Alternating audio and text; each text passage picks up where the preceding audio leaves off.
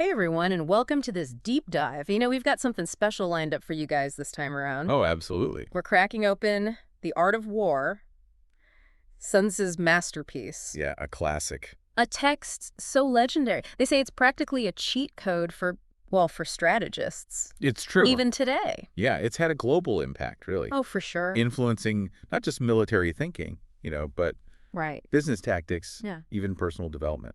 It's incredible how these principles from centuries ago still hold up. Mm-hmm. But here's the thing. We're not just diving into battle plans and tactics this time. Okay. We're tackling the enigma of Sun Tzu himself. Oh, right. Was this a real person? Yeah. Or is this somebody that was attributed this work later? Talk about a historical cliffhanger. It's a question that's been debated for centuries. Yeah. With good arguments on both sides. And get this, we've even got excerpts here that include a preface by Chao, Oh, wow. a powerhouse from the Han Dynasty. Yep. This guy was writing nearly 8 centuries after The Art of War was supposedly penned.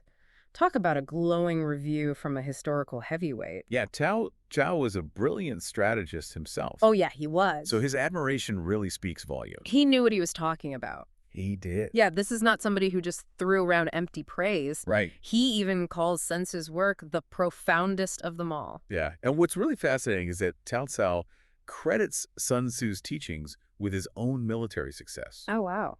He specifically highlights the principle of creating something from nothing, which he used to outmaneuver his opponents at the Battle of Guandu, Oh, wow. a decisive victory that really cemented his authority. Wow. Talk about putting theory into practice. Exactly. So we've got Cao Cao's glowing endorsement, but we still don't know who Sun Tzu is. Right.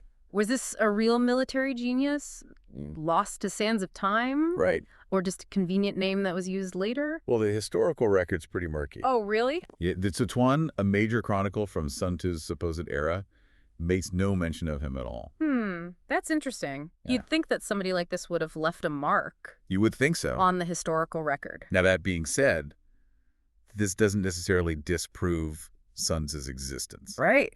There could be reasons for this silence. Lost records, maybe deliberate suppression, Okay. or maybe he was just really good at covering his tracks. He was like a ninja warrior. That's right. If you wrote the book on strategy, maybe staying hidden is part of the game, right? Maybe so. Yeah. But about a century later, we have the historian Sima Qian weighing in. Okay. He describes Sun Tzu as a real figure, Okay. a native of the Qi state who penned The Art of War for King Ho Lu of Wu. Okay, so we've got one vote for him being the real deal. We do. But how much weight do we give to Sima Qian's account? How reliable was he? Well, he's generally considered very credible. He's known for his meticulous work on the Shiji, which is the records of the grand historian, basically the gold standard for Chinese history. Right. But But he was relying on sources. he's relying on sources that predate him, Okay. and those haven't survived. It's like trying to solve a mystery, but half the clues are missing. Exactly. And Yeah. to make things even more interesting, we have scholars like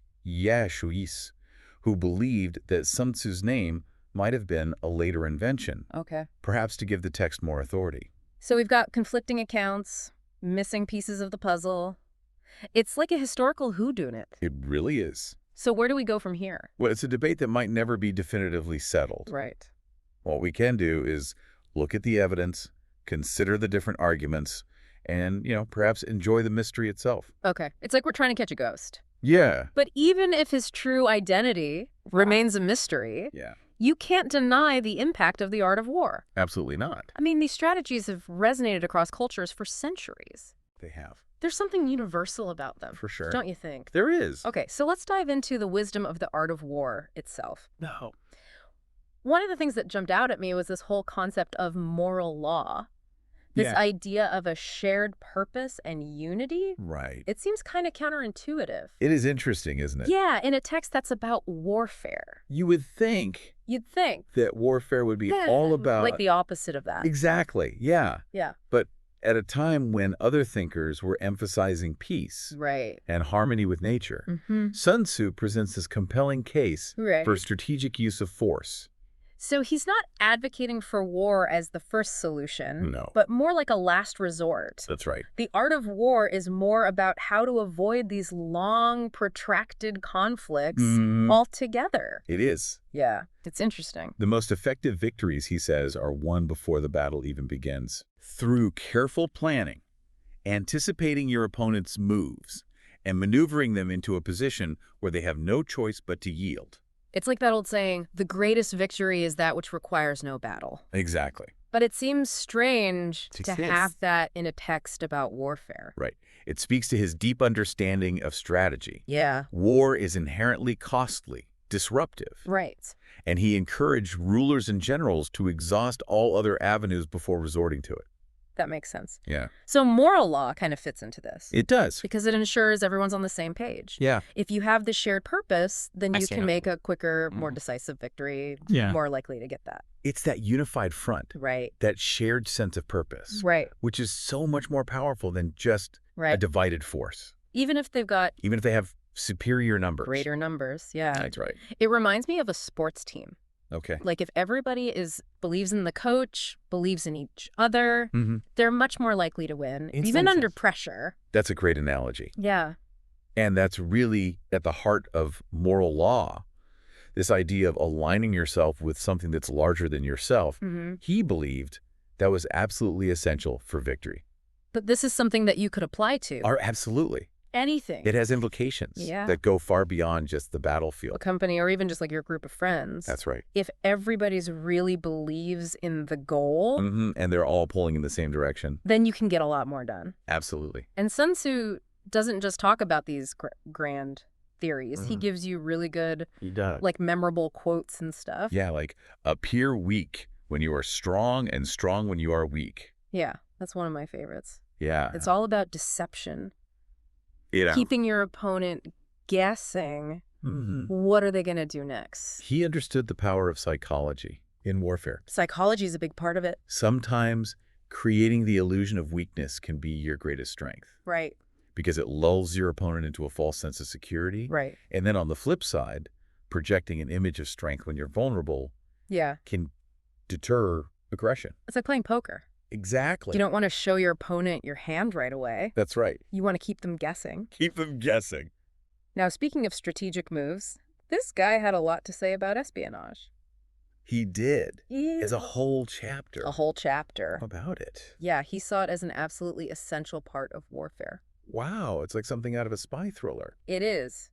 Information, he said, is just as powerful as any weapon. Mm. Knowing your enemy's plans, Right. their strength, Mm. their weaknesses, that's how you gain the upper hand. And he doesn't shy away from the more ruthless parts of it either. No, he doesn't. He talks about using double agents, Right. spreading misinformation. Mhm. Even eliminating leaks at any cost. His pragmatism in this area is striking. It's a little bit scary It is. when you think about it. But he believed that in the high-stakes game of war, Right. you sometimes have to make difficult choices Yeah. to ensure victory. It's that whole thing. It is. All's fair in love and war, That's right. but he takes it to a whole other level. He does. So what kind of strategies are we talking about here? What kind of spies? Well, he breaks it down into different types of spies. Okay. And how to use them effectively. Okay. You've got your dead spy, who's essentially a scapegoat. Okay. You plant false information on them, Right. knowing they'll be captured, Oh my goodness. and mislead the enemy. Talk about an expendable asset. Right. Yeah. And then you've got your living spy, Okay. who manages to infiltrate the enemy camp and feed you information. It makes you wonder about the kind of person that could do that. It does, doesn't it? To live a lie like that. To embed themselves In enemy territory. among the enemy. Wow. He also talks about converted spies. Oh, really? So these are people who start out working for the enemy, Wow. but they're persuaded to switch sides. Ooh, double agents. Yeah. That's crazy. And then you've got expendable spies. Oh, no. Yeah, individuals you send on a mission knowing they may not make it back, Wow. all to deliver a crucial piece of information. Wow. He was ruthless. He was. So he had a spy for every occasion? It seems like it. But this all hinges But- secrecy. Yes, absolutely. All right. He stresses that in no other business should greater secrecy be preserved. Right, because if they find out about your spies, It's over. especially if they get turned. It all falls apart. That's right. Yeah. And we know what happens if those spies reveal your secret. Right. Sun Tzu was a firm believer in plugging those leaks, Oh, yeah. no matter the cost. That was a high-stakes game. It's a chilling thought. It is. I mean, it really makes you wonder. It does. How much of this was him actually outlining what they did, Right. and how much of this was theoretical? Yeah, how much of it was pulling from other sources, Ugh. maybe embellishing a little bit? Was this his actual experience, or what? Yeah, we may never know. Right. But one thing's for certain. Sun Tzu's insights are really relevant, I think. Well, absolutely. Even today. Yeah, his ideas about strategy, Right. leadership, psychology, Yeah. they resonate even in today's world. Like he cracked the code It's like he did. for navigating conflict and Mhm. competition. No matter what the playing field is. It doesn't matter what you're talking about. It all applies. Exactly. Take his concept of creating something from nothing. Oh, yeah. We touched on that earlier. We did. Yeah. Tao used that to win a huge military victory. Right. But you see that same principle Right. at work today Oh, for sure. in the business world. Yeah, give me an example. How would that work? Okay, so picture a startup going up against a huge corporation. Right. Now they might look completely outmatched, Totally. on paper at least, Right. but by using innovation, Right. agility, Okay. and really understanding their target audience, Okay. they can carve out their own space Right. and disrupt that entire industry. So even though they seem small, they can really make a big impact. They can create something big, Yeah. seemingly out of thin air. It's like David and Goliath, It is. but instead of a slingshot, Right. it's a killer app or something. Right. They're using different tools. Yeah. Different weapons. Sun Tzu would be proud. I think he would. So it's not just a historical artifact. It's a living, breathing guide Yeah. to navigating This. the complexities of human interaction, Right. strategic decision-making. So he's giving us the cheat code He is of a life. for success. Yeah. And he reminds us that true mastery Yes. doesn't come from brute force, Yeah. but from understanding the landscape, Right. anticipating your opponent's moves, Okay. and maneuvering yourself into that position of advantage. So sometimes that means, Sometimes that means embracing those unconventional tactics. right, using deception. Right, using deception. We talked about that. We What's did. Or even like your weaknesses. Right, You can use those to your advantage. exactly. Sometimes your weaknesses can become strengths Wow. if you use them strategically. It's all about Being able to adapt. adaptability is key. Yeah. Being resourceful. Yeah. Thinking ahead. Thinking ahead of the game. Right. Right. Always be one step ahead. Yeah, like he's whispering in your ear. He is, isn't he? I'm ready. Be strategic. Stay sharp. Be ready to make your move. So we've covered a lot of ground in this deep dive. We have The art of war. a fascinating text. We tackled the mystery We did. of Sun Tzu. Yeah. We talked about his core principles. The corporate. We even got into espionage. We did. We went there. It's been quite a journey. It has been a journey. It just goes to show you I showed you that. these ideas from way back when Yeah, these ancient ideas, still apply today. they still resonate. Yeah. They offer timeless wisdom, If this has sparked your curiosity, which I hope it has. go check out The Art of War. It's worth a read. You might be surprised Yeah, you might find. what you learn from it. Exactly. Thanks for joining us for this deep dive. It's been a pleasure.